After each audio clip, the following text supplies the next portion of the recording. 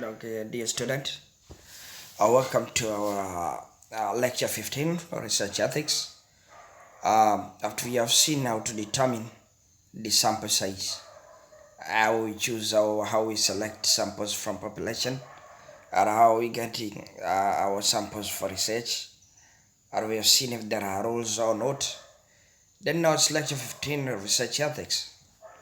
By the end of this session, I'm expecting you to be able to define research ethics, to identify ethical issues involved in implementation of research, and you should be able to describe procedure for research ethical clearance. Let's see definition of research ethics. Research ethics is defined here to be the ethics of planning, conduct and reporting of research. It is clear that research ethics should include protection of human and animal subjects. So when we say research ethics, mostly uh, it's defining the ethical or ethics and conduct code of conduct and protection of human and animal subject. It stems from ethics defined as ethics norms for conduct that distinguish between acceptable and unacceptable behaviors. So we know the general term ethics, which norms for conduct that distinguish between acceptable and unacceptable behaviors. So when we say research ethics is acceptable and unacceptable behavior in protection of human and animal subject in research. I think we got the general concept of definition of research ethics. Uh, Let us go to identification of ethical issues involved in implementation of research. In developing data collection technique, it is important to consider whether the research procedure are likely to cause any physical or emotional harm. When you are developing data collection techniques, and there's so many, we're going to see them as an interview, questionnaire, etc., etc. You should importantly consider whether the research procedure are likely to cause any physical or emotional harm to human and animal. So harm may be caused by violating of informant's right to privacy by posing sensitive questions or by gaining access to records which may contain personal data. Observing the behavior of informants without them being aware. Concealed observation should be therefore always be cross-checked or discussed with the other researchers with respect to ethical admissibility. For example, we say violating informant's right to privacy by posing sensitive questions. For example, you ask questions and you want the respondent to answer, to give answers for the questions, to questions which are very sensitive, which maybe they needed some privacy, and you don't even give that chance for privacy, and you want the respondent to respond. Or observing the behavior of informants. For example, maybe you do research, you place your cameras, and you see how maybe how human are mating, without even them knowing. You get it? This is observing the behavior of informants without them being aware. Then allowing personal information, which informant would want to be kept private, to be made public. There are some of information for the informants or respondents in which they are private.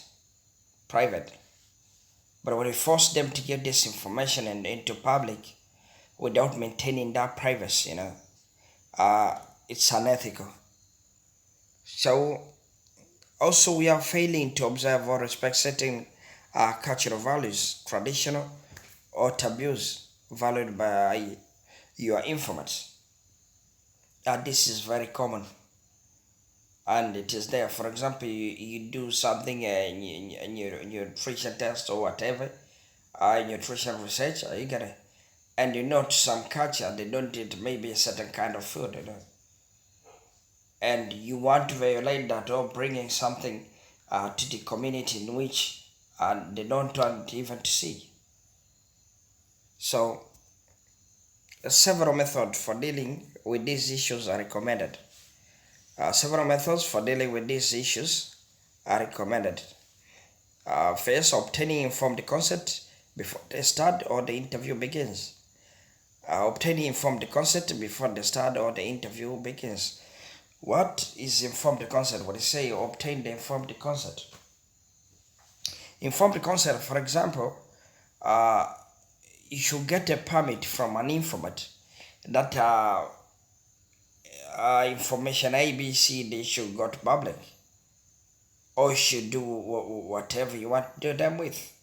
So this is what we call informed consent. But although sometimes your sample may include people who are underage, they cannot say for themselves, so you should get the informed consent from their parents to allow you proceeding with them as a sample to your research. So do not explore sensitive issues before a good relationship has been established with the informant. Do not explore sensitive issues before a good relationship has been established with the informant. For example, when you build this relationship, it's when people open more. So you cannot just open up and give out what has been said too when the informant are not willing. So you should build that friendship for the informant to be free to give whatever the thing that is should give. Ensure the confidentiality of the data obtained. You must ensure the confidentiality of the data obtained. That if you collect the data which is confidential, should be there confidential. Are you getting it? It must be used for the purpose in which the data has been collected for. Confidentiality. When we say confidence or confidentiality, all of us will know what confidentiality is as far as a medical personal concern. So let's go to learning enough about the culture of informants to ensure it is respected during the data collection process. When you create this friendship and you become familiar with an informant, it's very easy for a researcher to learn enough about the culture of informant and to ensure it is respected during the data collection process. If sensitive questions are asked, for example, about family planning or sexual practices, or about opinions of patients on the health services provided, it is advisable to omit names and address from the questionnaire. Somebody they feel wherever, if it is mistaken, go out, it's not easy for other people to identify this is for who. So inform participants that they are free to withdraw from the start at any point. You should let them free. They are not in jail or prison or a must that you accepted from the beginning that you contributed this. So you must be there until the research goes no. You must inform the participant that they are free to withdraw from the start at any point. And this is very important. Let's see the procedure for research ethical clearance. Procedure for research ethical clearance. Health Research Coordination Tanzania is under the Medical Research Coordinating Committee, MRCC, which is Medical Research Coordinating Committee. MRCC is the National Health Research Coordinating Board that ensures all health research follows the national health ethics requirements. Procedure for research ethical clearance are the following. The whole process of receiving, reviewing, and approving the protocols takes a maximum of 6 weeks. So when you do this application, and the whole process of receiving, reviewing, and approving the protocols take a maximum of 6 weeks. So National Health Research Ethics Committee carries research monitoring by on-site visit in collaboration with district and regional medical authorities. This we have seen several occasions in several settings. So in this regard, copies of certificates of clearance or of cleared research proposal are sent to the respective district and regional medical offices where research is to be carried out. A research certificate approval is renewed annually, and please, people are required to submit progress reports biannually.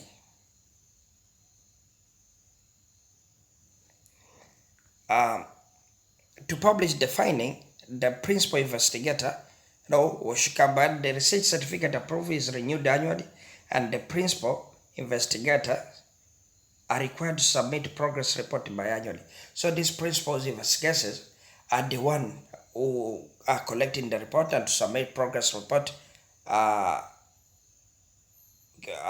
every 2 years to the committee.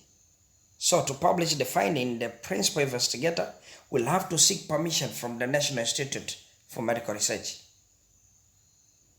The power to publish the findings, the principal investigator will have to seek permission from the National Institute for Medical Research, in which all of you have heard of NIMRI, and you call NIMRI. NIMRI is National Institute for Medical Research.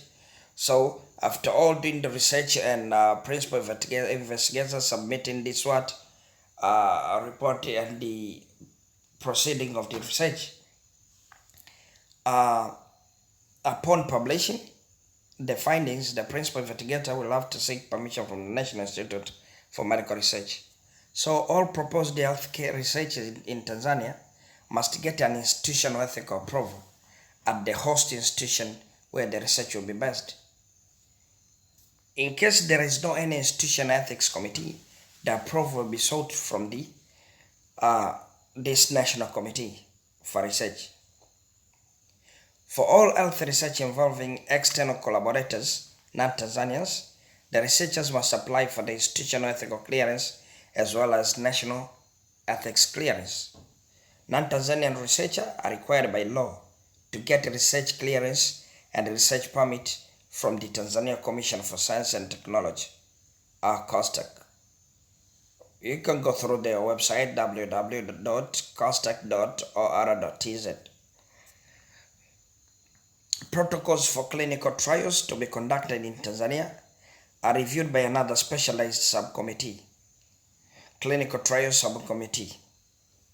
This subcommittee has 9 members and meets monthly and report to the National Committee. So clinical trials are required to also obtain a clinical trial certificate from Tanzania Food and Drug Authority.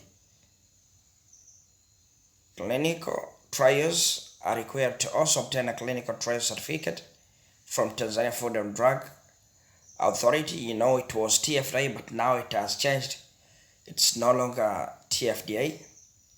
It's now deal with medicine and medical devices. So that's why we say clinical trials are required to also obtain a clinical trial certificate from TMDA, a Tanzania Medical, Drug and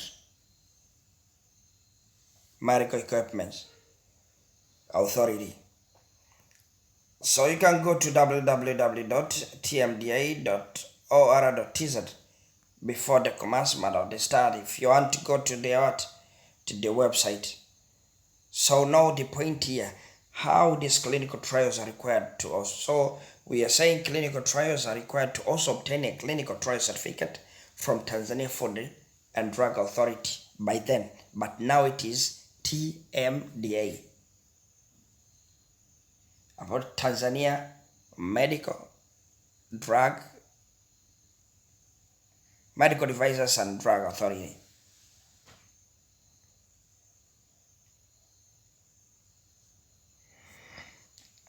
Application procedure. Applicants for research clearance are required to submit application form, curriculum vitae, research proposal, and 3 passport size photographs, preferably 2 months before commencement of research. Permits are given for a period of 1 year and can be renewed for similar period, provided satisfactory progress report for the previous period are received by COSTECH. If and when these formalities have been satisfactorily completed, which may take several months, applicant will receive a formal written offer for research clearance. So applicants should not make any irreversible preparations to leave for Tanzania unless and until he or she receives this offer later. Soon after obtaining a research permit, the researcher will require to proceed to the Immigration Department and apply for Class C resident permit. This is in case for researchers or foreigners. For example, if they are going to do, someone is going to do a research, for example, in Tanzania, and is coming outside the country, these are the procedure for foreigners which you follow. But also, if you are not a Tanzanian, also there are procedures to follow. Keep in mind that we say this Tanzania Food and Drug Authority, which was TFDA by then, now it is TMDA, Tanzania Medical Devices and Drug Authority. Now food has been transferred to what? To TBS. Just so you can see, it is no longer there. Food and cosmetics, and they're with TBS. So we have seen this application procedure. So I follow up and try to understand them better. Let's go to the key point of our session. We say research ethics is defined here to be the ethics of the planning, conduct, and reporting of the research. As we develop our data collection technique and implement research, we need to consider whether our research procedure are likely to cause any physical or emotional harm. We have seen this. So applicants for research clearance are required to submit application form, curriculum vitae, research proposal, and 3 passport size photographs, preferably 2 months before commencement of the research. Let's get some few questions to brainstorm and make you remind you of the subject which you have already passed through.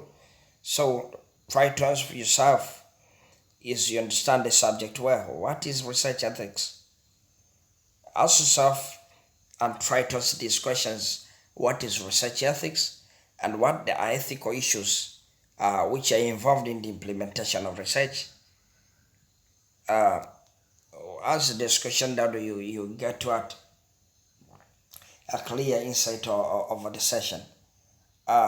Let me add something there. What are the procedure for a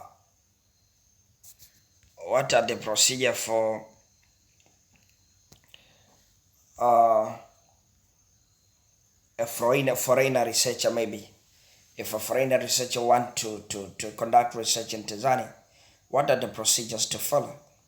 Or for a researcher, what are the procedure for application? I think you should understand that these are common.